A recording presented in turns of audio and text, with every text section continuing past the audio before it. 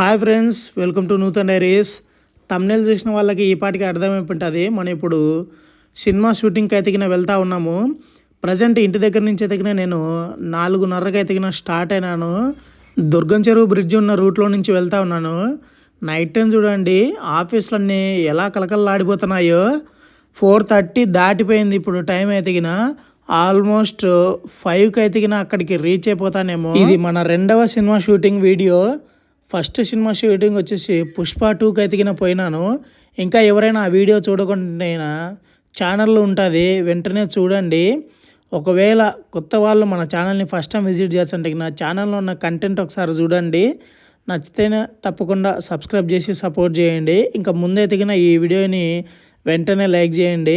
చాలామంది చూస్తున్నారు కానీ లైక్ చేయకుండా మర్చిపోతున్నారు, సబ్స్క్రైబ్ చేయకుండా కూడా మర్చిపోతున్నారు. షూటింగ్ లొకేషన్ ఎక్కడ ఏంటనేది మనకు కొంచెం కానీ ఐడియా ఉండదు, అసలు స్క్రీన్ ప్రజెన్స్ కూడా ఉండదు అనుకోండి. బట్ మనం ఇప్పుడు వెళ్ళేది అయితే జూనియర్ ఆర్టిస్ట్గా అయితే వెళ్తూ ఉన్నాము. హైదరాబాద్లో రోజు రోజుకు విపరీతమైన చలి పెరుగుతూ ఉంది. పొద్దున 6ంటికి లేవడమే ఎక్కువ అనుకుంటే ఈ చలికి ఈరోజు 3:30కి లేచి ఇలా ఫ్రెష్ అప్ అయ్యి సినిమా షూటింగ్కి వెళ్ళడం చాలా ఎక్కువే నా దృష్టిలో. ఇంకా ఇక్కడ కనిపించే దుర్గం చెరువు బ్రిడ్జ్ చూడండి, కేబుల్ బ్రిడ్జ్ ఎంత అందంగా ఉందో. ఎర్లీ మార్నింగ్ కాబట్టి అసలు ట్రాఫిక్ అయితే చాలా తక్కువ ఉంది. కొన్నిసార్లు లేదనే చెప్పుకోవచ్చు కొన్ని ప్లేసెస్లో. బట్ మనం వెళ్ళాల్సిన ప్లేస్ అయితే ఏదైతే ఉందో అది యూసఫ్ కూడా. ఈ కేబుల్ బ్రిడ్జ్ని దాటుకొని అయితే మనం వెళ్ళాలి. వీడియో చివరి వరకు చూడండి, మీకు ఈ వీడియో ఖచ్చితంగా నచ్చుతుందని ఆశిస్తున్నాను.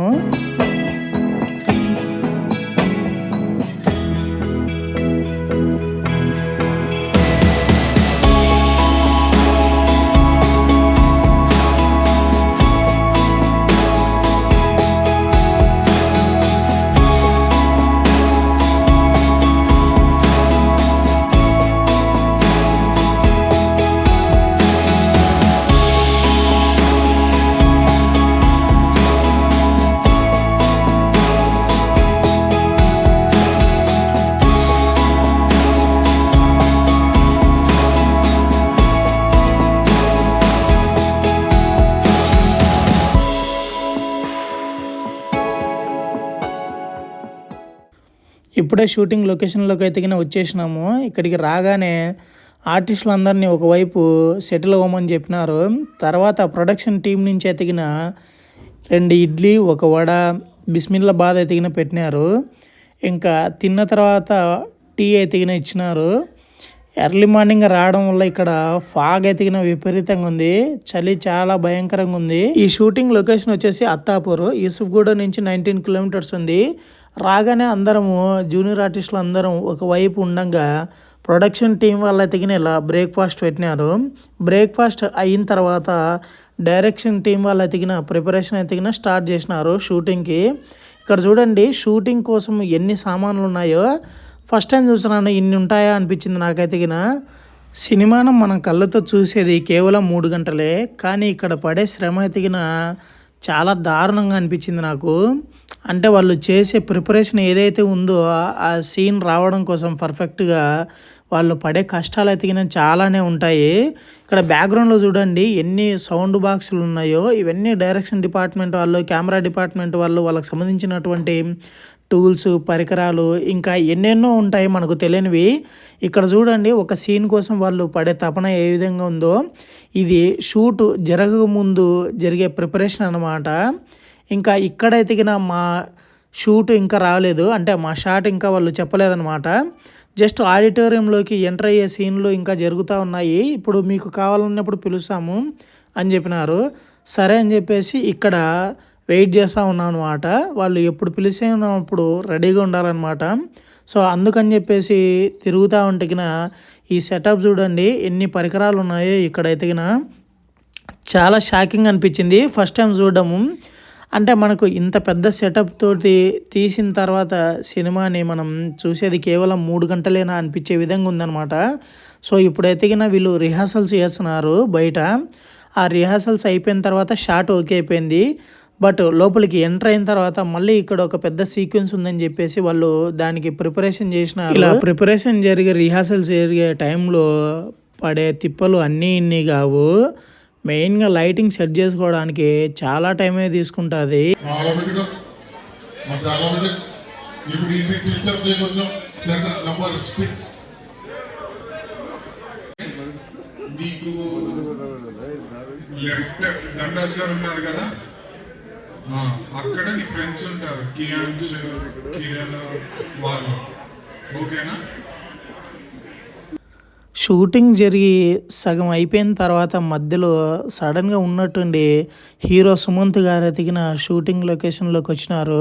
ఈయన ఈ సీన్లో ఉన్నాడని కానీ మాకు డైరెక్షన్ టీం వాళ్ళు కానీ అక్కడున్న ప్రొడక్షన్ టీం వారు కానీ ఎటువంటి ఇన్ఫర్మేషన్ ఇవ్వరు కూడా. ఎందుకంటే పెద్ద హీరోస్ పెద్ద యాక్టర్స్ ఎవరైనా వచ్చినా కానీ కొంచెం హడావిడి ఉండకుండానే తగు జాగ్రత్తలు తీసుకుంటారనమాట. ఇప్పుడే లంచ్ బ్రేక్ ఇచ్చినారు. లంచ్ బ్రేక్లో ఈరోజు ఏమేమి పెట్టినారంటే ఒకసారి చూద్దాము. అన్నం, పప్పు, రసం, సాంబార్, 2 రకాల చట్నీలు, ఇంకా బొంగులు అయితే ఇచ్చినారు. అదే ఇటువైపు గొట్టాలంటారు కదా, టేస్ట్ మాత్రం మామూలుగా లేదు, ఇరగ్గొట్టేసింది, అదిరిపోయింది. అసలు షూటింగ్ లొకేషన్లో ఇంత మంచి భోజనం పెడతారని కూడా మనకు తెలియదు. కొన్ని ప్రొడక్షన్ హౌసెస్ ఏ విధంగా మెయింటైన్ చేస్తాయో మనకైతే తెలియదు, కానీ వీళ్ళైతే చాలా మంచిగా ఫుడ్ పెట్టినారు. కడుపు నిండా తినేసి అలా ఇలా లంచ్ బ్రేక్లో వాకింగ్ చేసుకుంటా ఉన్నాము అందరం. ఇంకా వాళ్ళు షాట్ రెడీ అని చెప్పేంత వరకు మనకు ఈ గ్యాప్ అయితే ఉంటుందన్నమాట. అక్కడ చూడండి చాలామంది అక్కడే తింటూ కనపడుతున్నారు కదా మనకు. మేము వచ్చిన వ్యాన్లు, బస్సులు, కార్లు, ఇంకా షూటింగ్కి సంబంధించినటువంటి చాలా వెహికల్స్ అయితే అక్కడ ఉంటాయి. లంచ్ బ్రేక్లోనే కొద్దిసేపు అట్లా మాట్లాడుకోవడానికి అయితే టైం దొరికింది. ఎవరెవరు ఎక్కడి నుంచి వచ్చినారు, ఏ ఆర్టిస్టులు అని చెప్పేసి కబుర్లు చెప్పుకుంటూ ఉండి తర్వాత లోపలికి పిలిచినారు. ఇంకా లోపలికి పిలిచిన తర్వాత అయితే ఆర్టిస్టులు అందరికీ చెప్తున్నారనమాట. ఇక్కడ చూడండి ఎదురుగా మనకు అవసరాల శ్రీనివాస్, అలానే బిఎస్ రవి గారు అయితే వచ్చినారు. వీళ్ళు వేసుకున్న డ్రెస్సులు ఒకసారి గుర్తుపెట్టుకోండి. కొద్దిసేపు ఉన్న తర్వాత మీకు ఒక సర్ప్రైజ్ ఉండబోతుంది. నేను స్టార్టింగ్లో రాగానే ఇక్కడికి white T-shirt with blue denim jacket ఎతికిన వేసుకున్నాను. మార్నింగ్ అంతా మనం ఎక్కడో గుంపులో గోవిందలాగా ఈ సీట్లలో కూర్చునే వాళ్ళము. ఇంకా సాయంత్రం టీ బ్రేక్ తర్వాత ఎతికిన బిఎస్ రవి గారి షాట్ ఓకే అయిపోయిన తర్వాత ఆయన వెళ్ళిపోయినాడు. నన్ను అలానే నాతో పాటు ఇంకొక వ్యక్తిని పిలిచి ఇంకా ఈ డ్రెస్సులు అయితే ఇచ్చేసి మీరు ఇలానే కూర్చోండి ఫ్రంట్ సీట్లో గెస్టులు లాగా అని చెప్పినారు. మేము ఇప్పుడు అదే డ్రెస్ ఎతికిన వేసుకొని పైన అట్లా కూర్చొని స్టేజ్ మీద ఉన్నాం అనమాట. నేను అలానే నాతో పాటు అవసరాల శ్రీనివాస్ గారి గెటప్ వేసుకున్న వ్యక్తి ఇద్దరం అయితే స్టేజ్ మీద ఉన్నాము. ఇతనే బిఎస్ రవి గారు. ఇంకా షూటింగ్ క్లోజ్ అయ్యే టైంలో ఒక 1 అవర్ ముందు ఎతికిన ఇడ్లీ, ఉప్మా, కొంచెం అట్లా స్నాక్స్ లాగా ఇచ్చినారు. ఇది మన షూటింగ్ విశేషాలు. ఇంతవరకు చూసినారంటే ఎంతో కొంత నచ్చిందని అనుకుంటున్నాను. నచ్చితే తప్పకుండా లైక్ చేయండి. మనం మళ్ళీ నెక్స్ట్ వీడియోలో కలుద్దాం. For more videos subscribe.